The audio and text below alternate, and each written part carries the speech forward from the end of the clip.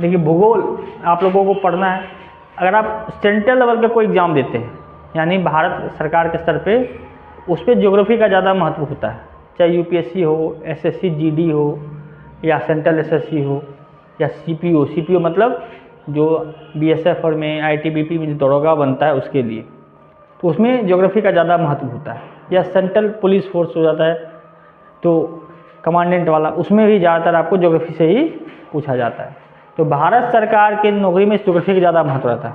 ऐसे बीपीएससी में भी है। अगर बीपीएससी में 150 क्वेश्चन है तो 15 से 16 क्वेश्चन आपको ज्योग्राफी से होगा। अगर आप दरोगा के दे रहे 100 क्वेश्चन में तो लगभग 10 क्वेश्चन ज्योग्राफी से रहेगा, है कि नहीं। और या अगर पुलिस कांस्टेबल के लिए दे रहे हैं तो उसमें से 4 से 5 सवाल आपका ज्योग्राफी से होता है। और याद रखिएगा, ये geography same to same physics की तरह, जिस तरह होता है ना, फिजिक्स में बिना मैथ का फिजिक्स नहीं पढ़ सकते हैं, क्योंकि फिजिक्स में बार बार आपको इक्वेशन आता है। उसी तरह बिना फिजिक्स के आप लोग ज्योग्राफी नहीं पढ़ सकते, क्योंकि सारा कॉन्सेप्ट जो है फिजिक्स से ही ज्योग्राफी बना है।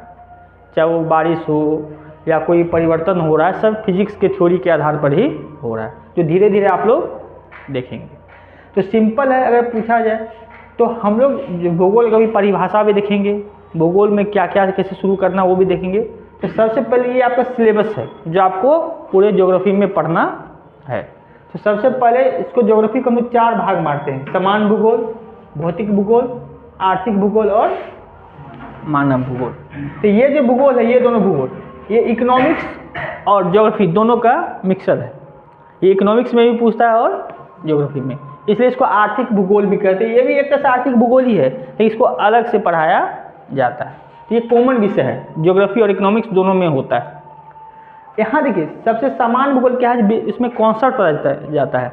इसके बिना ये सब और ये सब आप पढ़ नहीं पाइएगा।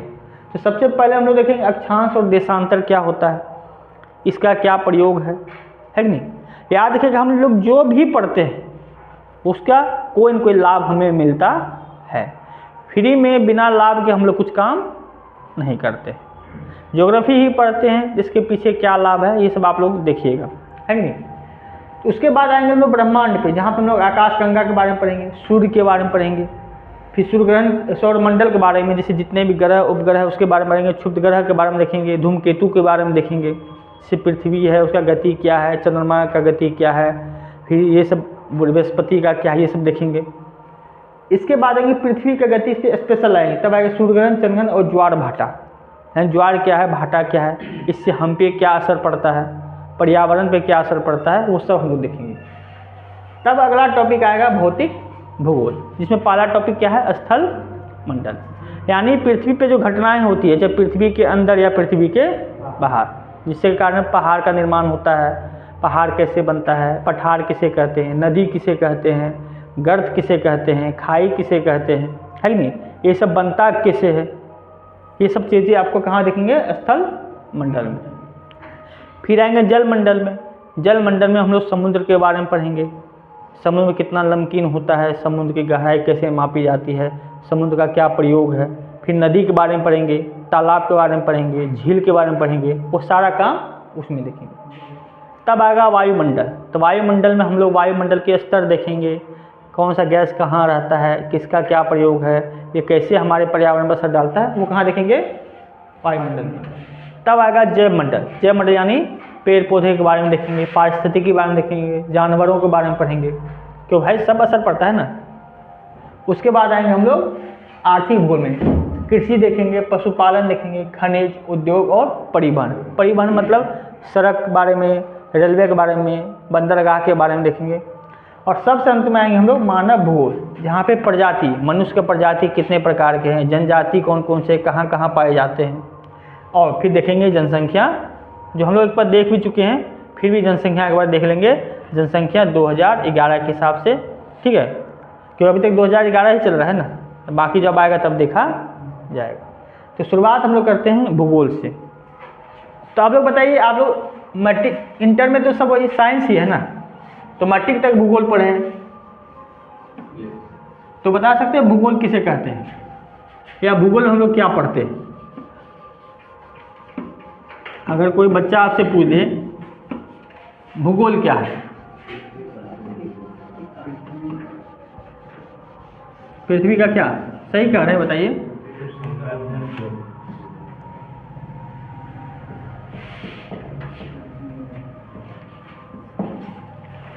देखिए, पृथ्वी और वातावरण का अध्ययन करना भूगोल कहलाता है। दोनों क्यों? क्योंकि भाई जब तक हमें वातावरण की जानकारी नहीं होगी तो हम पृथ्वी के बारे में कैसे जान पाएंगे।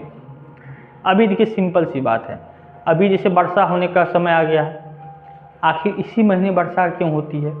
आप ये भी सोचते होंगे मार्च अप्रैल मई में बहुत आंधी तूफान के साथ वर्षा होती है, आखिर आंधी तूफान क्यों आता है, इस पीछे क्या कारण है? तो जब तक हम लोग इसके बारे में पढ़ेंगे नहीं, वातावरण के बारे में नहीं पढ़ेंगे, तब तक हमें पता ही नहीं चलेगा इसी महीने आंधी क्यों आती है, क्यों जनवरी में ठंड लगती है, क्यों मई जून में गर्मी लगती है, क्यों जून जुलाई में वर्षा होती है कि नहीं? इसके पीछे क्या कारण है, कैसे कभी पानी के रूप में बढ़ता है तो कभी पत्थर के रूप में गिरता है तो कभी ओस के रूप में गिरता है। तो आप लोग क्रिकेट देखते हैं ना, कहते हैं ना भाई आज ड्यू ज़्यादा है ओस ज़्यादा है, ताकि ओस क्या है, ओस कैसे बनता है, तो ये जानने के लिए हमें पूरा भूगोल को पढ़ना पड़ेगा। कई बार इसका उपयोग क्या है? उपयोग ये है, अगर आपको खेती करना है और आपको मिट्टी के बारे में पता ही नहीं है, आपको पता ही नहीं है बरसात कब होती है, आप जाके ठंडी महीना में धान रोपने चले गए, कभी होगा धान? क्यों नहीं होगा? कि धान के खेती में पानी ज़्यादा चाहिए, तो बरसात के सीज़न में ही हो सकता है। आप पता चला बरसात के सीजन आप गेहूँ रोपने चले गए, कभी होगा? क्यों? क्योंकि गेहूँ के लिए हल्की हल्की ठंडी बारिश चाहिए जो जनवरी फरवरी में आता है। तो जब तक आप ये नहीं जानेंगे तब तक आप कैसे खेती करेंगे, और खेती नहीं होगा तो खाएंगे क्या, उद्योग कैसे स्थापित करेंगे? अब उद्योग के बारे में ही अब पता चला कि कोयला मिल रहा है यहाँ, अब खोदने चले गए कहाँ हम, जो भागलपुर में, कभी होगा? तो पहले हमको पता होना चाहिए ना कहाँ कोयला है, फिर कोयला निकालने कोयला का क्या प्रयोग होगा। तो इसीलिए हम लोग को पढ़ाया जाता है भूगोल, ताकि पृथ्वी और वातावरण के बारे में पढ़े और दोनों के बीच क्या संबंध है इसको पढ़ना है, और उसी को संबंध के जान करके अपने हिसाब से हम खेती करते हैं, अपने हिसाब से व्यवसाय चलाते हैं। ठीक है, तो भूगोल अगर पूछा जाए भूगोल क्या है तो सिंपल कहिएगा, पृथ्वी एवं वातावरण के अध्ययन को भूगोल कहते हैं।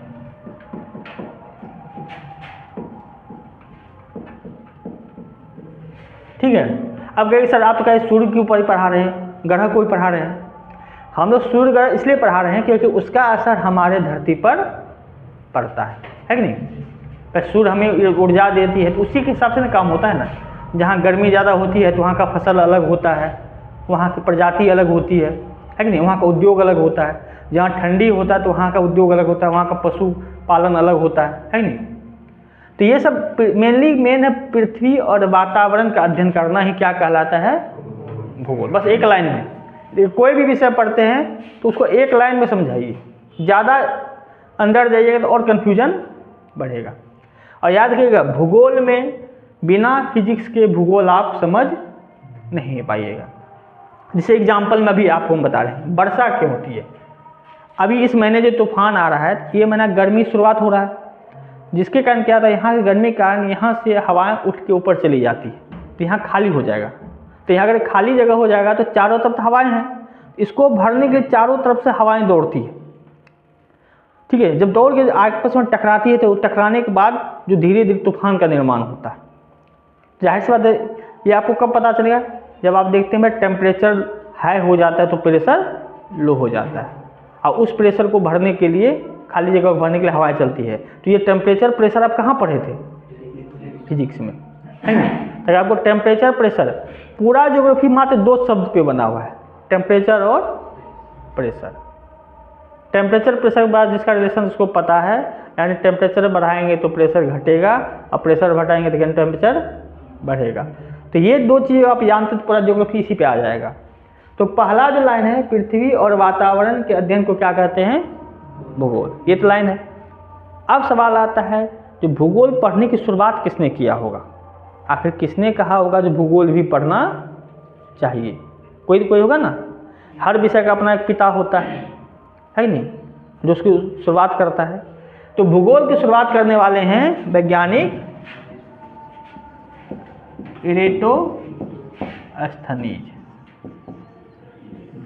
इसीलिए इसको क्या कहा जाता है, भूगोल का पिता। भूगोल का पिता किसको कहा जाता है, इरेटोस्थनीज, क्योंकि यही वो व्यक्ति है, पहला व्यक्ति जिन्होंने ज्योग्राफी शब्द दिया है, और यही व्यक्ति है जिन्होंने कहा ज्योग्राफी भी पढ़ना चाहिए। देखिए पिता करना मतलब ये नहीं जो जन्म होता है, पिता जो उसकी शुरुआत करता है नहीं।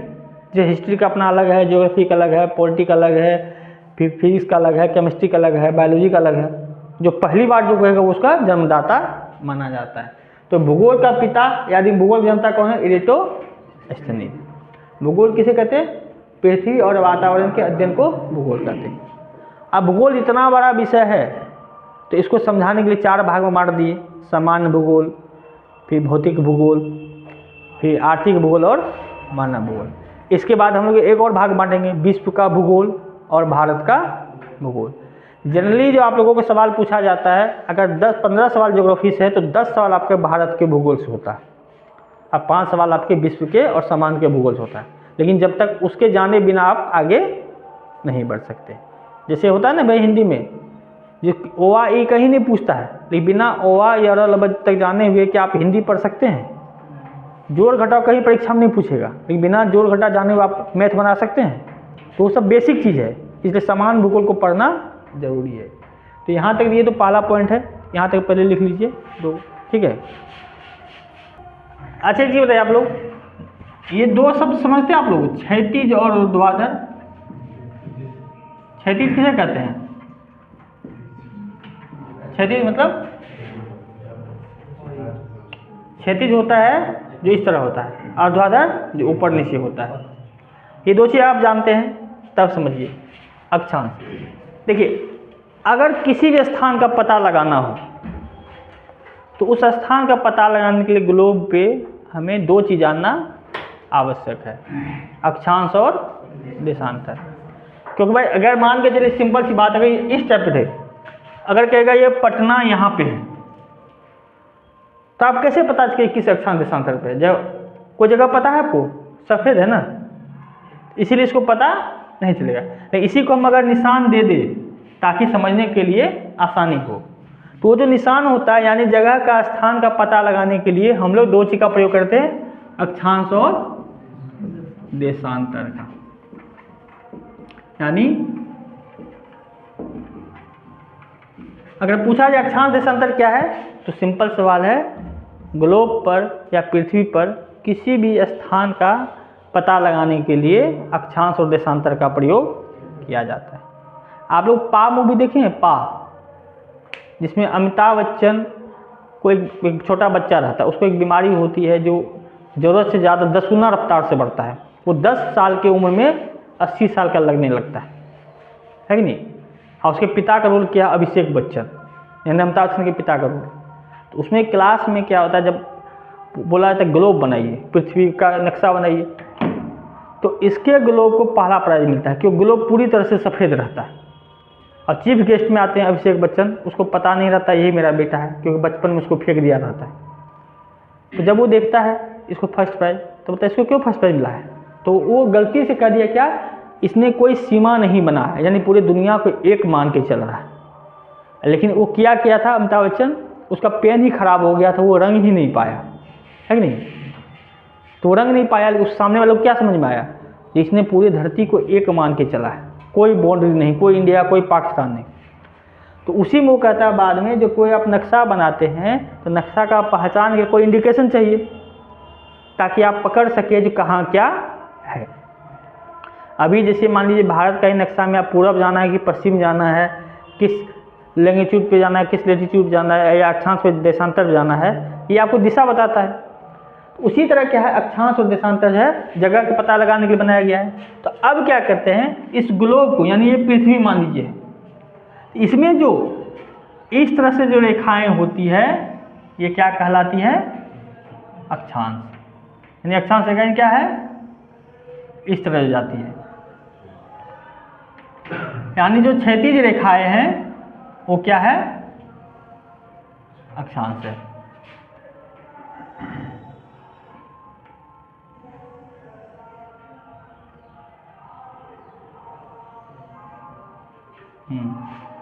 ठीक है, जो क्षैतिज रेखाएं हैं इसे क्या कहते हैं?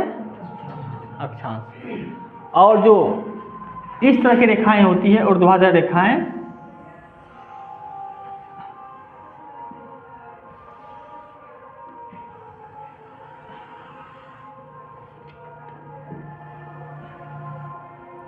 यानी इस तरह की जो रेखाएं होती है ये क्या होती है?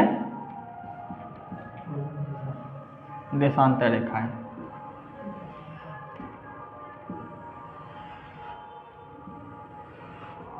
याद रखिएगा, जो पृथ्वी को मापने के लिए इस तरह की रेखाएं होगी वो क्या होगी?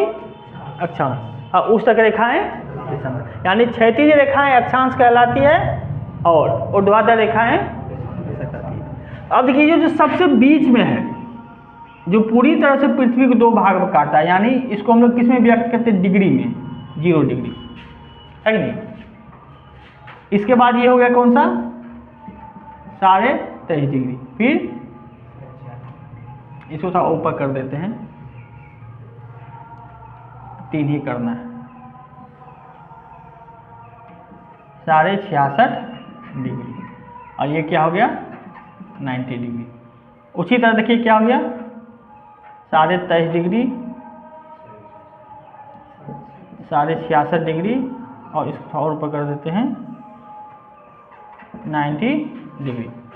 तब देखिए, पहला तो याद रखिएगा, ग्लोब पर जो क्षैतिज रेखाएं होती है उसे क्या कहते हैं?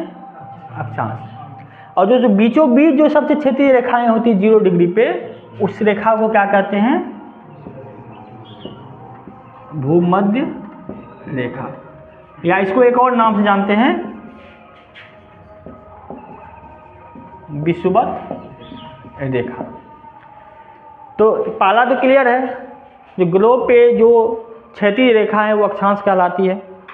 और जो बीचों बीच जो इस ग्लोब को दो बराबर भागों में बांटती है, यानी इसके ऊपर भी आधा है इसके नीचे भी आधा है, तो यानी 0 डिग्री, यहाँ से हम लोग शुरुआत करते हैं, तो इसको क्या कहते हैं? भूमध्य रेखा या विषुवत रेखा। यानी भूमध्य जो रेखा है उसी को पृथ्वी के दो बराबर भागों बांटने के लिए माना जाता है। और इससे जो ऊपर का भाग होता है इससे हम लोग क्या कहते हैं? उत्तर। और इससे जो नीचे का भाग होता है इसे क्या कहते हैं? दक्षिण। यानी विषुवत रेखा से जब हम ऊपर के भाग को क्या कहते हैं? उत्तर, और दक्षिण वाले भाग को दक्षिण। तो ये हो गया उत्तर, हो गया 0 डिग्री, तो ये तो उत्तर या दक्षिण कुछ नहीं, तो बीच में हो गया ना, तो इसके ऊपर वाले भाग उत्तर है, तो इसलिए एन से दिखा देते हैं। ठीक है, अगर ये लिखा है तो समझ लीजिए उत्तर का भाग है, और नीचे है तो एस, साउथ। ठीक है, तो देखिए इससे आपको दो चीज़ पता चल गया, उत्तर और दक्षिण का पता चल जाता है। तो उत्तर दक्षिण का पता करने के लिए किसका प्रयोग करते हैं? अक्षांश का। भाई कोई भी दिशा अगर आप बताइएगा तो या तो उत्तर दक्षिण पूरा पश्चिम, तो उत्तर और दक्षिण का पता करने के लिए किसका प्रयोग करते हैं? पूरा पश्चिम इसमें करेंगे। तो पहले अक्षांश को देख रहे हैं। अक्षांश क्या है? एक क्षैतिज रेखा है जो पृथ्वी को भागों में काटती है, और जो बीच में सबसे मध्य वाला जो अक्षांश रेखा है उसे क्या कहते हैं? भूमध्य रेखा या विषुवत रेखा। इसके ऊपर के भाग को क्या कहते हैं? उत्तर, और इसके नीचे के भाग को क्या कहते हैं? दक्षिण। यानी विषुवत रेखा से ऊपर उत्तर, उसके नीचे दक्षिण। अब कितना ऊपर है ये तो आप देखिए यहाँ से टोटल ऐसे करके। तो अब सवाल आता है, एक और कह देते हैं, ये जो रेखा है 23.5 डिग्री, इसे क्या कहते हैं? जो नीचे वाला 23.5 डिग्री को क्या कहते हैं? मकर रेखा। यानी 23.5 डिग्री साउथ को क्या कहते हैं? और नॉर्थ वाले को कर्क रेखा। ये बार बार पूछा जाता है। 23.5 डिग्री उत्तर क्या कहलाता है? 23.5 डिग्री साउथ क्या कहलाता है? कर्क रेखा।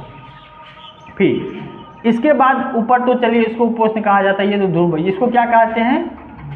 ध्रुव। इसको कौन सा कहते हैं? 66.5 डिग्री को इसको कहते हैं, ऊपर वाले को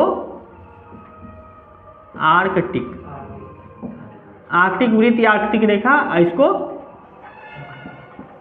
अंटार्कटिक वृत्त या रेखा जो भी कह सकते हैं। तो ये याद रखिएगा, सबसे बीच वाली रेखा क्या कहलाती है? भूमध्य रेखा या विषुवत रेखा। इसके उत्तर का जो भाग है तो 23.5 डिग्री पे कर्क रेखा, 66.5 डिग्री पे आर्कटिक वृत्त और 90 डिग्री पे ध्रुव। और नीचे आते हैं तो 23.5 डिग्री साउथ को क्या कहते हैं? मकर रेखा, फिर 66.5 डिग्री साउथ को और 90 डिग्री साउथ को ध्रुव कहते हैं। यानी ध्रुव कह दीजिए इसको और जो दीजिए, ये हो गया, ये काम ठीक से कर देना, दक्षिण ध्रुव, ये हो गया उत्तरी ध्रुव। आप जैसे भी कह सकते हैं, ये नाम आपको याद है ना।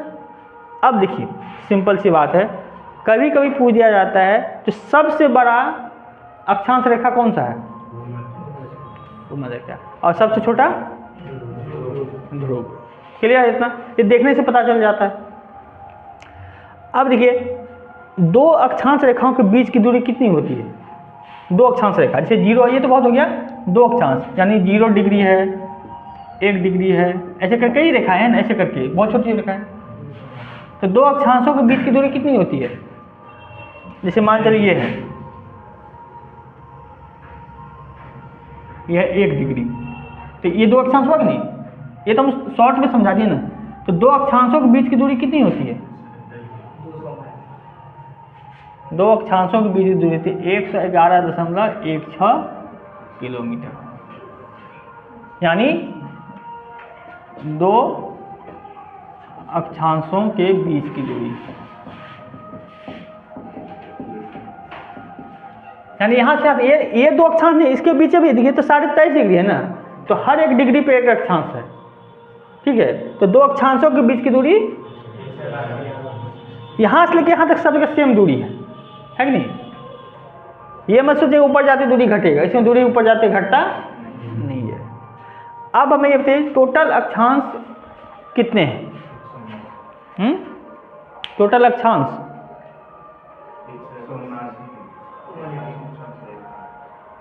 बताइए।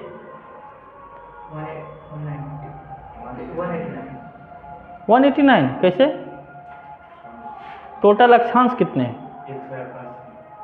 181 कैसे? देखिए एक तो 0 डिग्री हो गया, इसके ऊपर 90 है, इसके ऊपर 90 है, तो 90 90 180 आप प्लस 1 0 डिग्री कितना हो गया?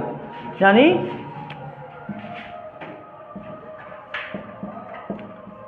कुल अक्षांश की संख्या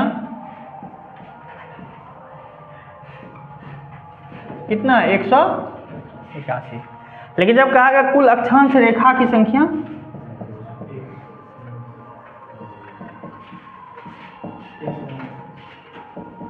तो 179 क्यों हो गया?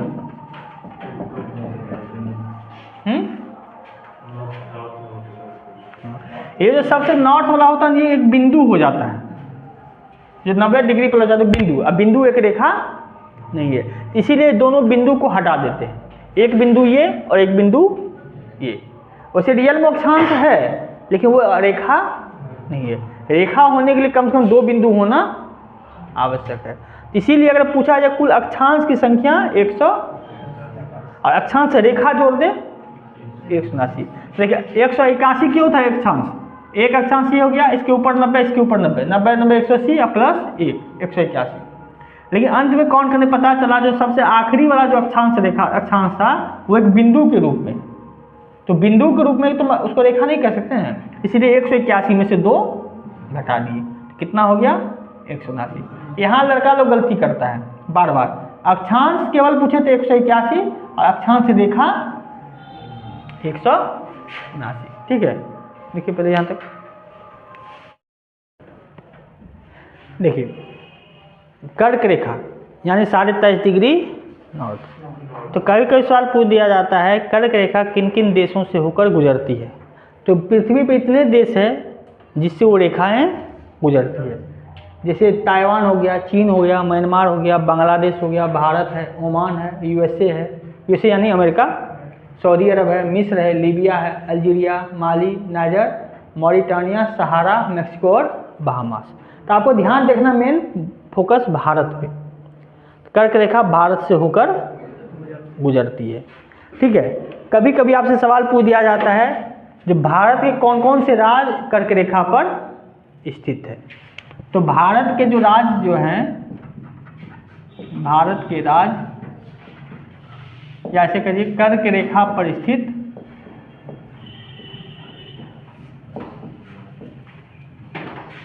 ये चीज आपको ज्यादा फोकस करना है। तो याद रखिएगा मकर रेखा और भूमध्य रेखा भारत से होकर नहीं गुजरती है, क्योंकि उसके ऊपर हम लोग रहते हैं, यानी मकर भूमध्य रेखा से भी ऊपर है। तो भारत में मकर रेखा और कर्क रेखा भारत से होकर, मकर रेखा और भूमध्य रेखा नहीं गुजरती है, भारत से होकर कौन गुजरती है? कर्क रेखा। पहला लाइन आपको ये सेट करना है। अब सवाल करता है किस किस राज्य से होकर गुजरता है। तो देखिए जिसको जब भी याद कीजिएगा तो एक तरफ से चलिए, या तो पूरब से चलिए या पश्चिम से चलिए। तो जैसे हम लोग पूरब से देखते हैं तो कहाँ कहाँ से गुजरती है? मिजोरम, फिर इसके बाद हो गया त्रिपुरा, पश्चिम बंगाल,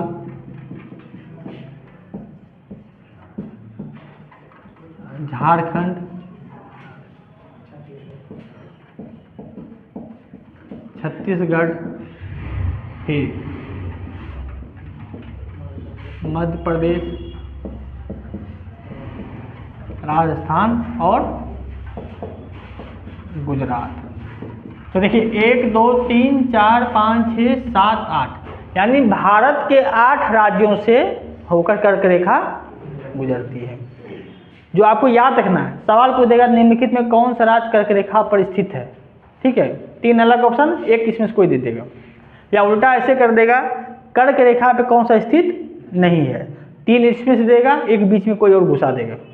तो याद रखिएगा मिजोरम, त्रिपुरा, पश्चिम बंगाल, झारखंड, छत्तीसगढ़, मध्य प्रदेश, राजस्थान और गुजरात। तो जैसे आप इस तरह देखिए नक्शा के हिसाब से अगर आप देखते हैं,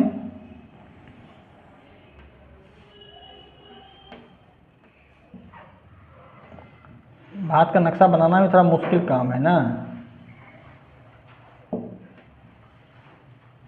ये फिर भी जैसे बनता है।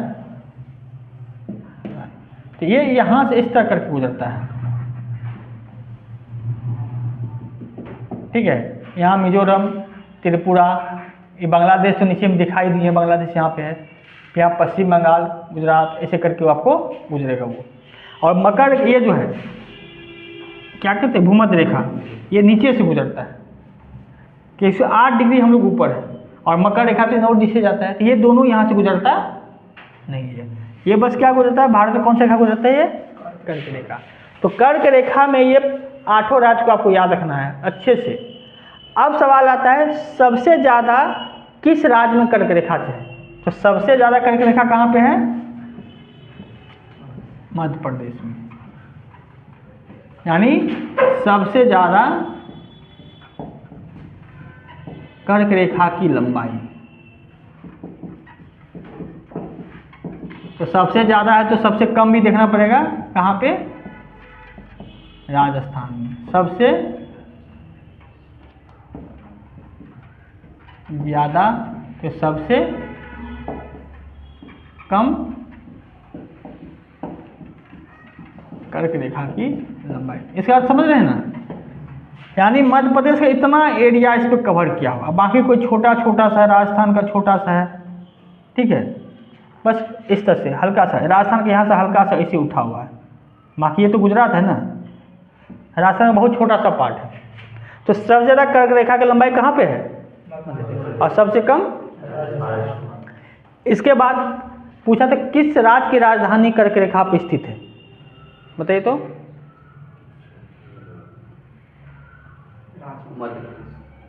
झारखंड की राजधानी रांची, यानी रांची जो है ये कर्क रेखा पर स्थित है।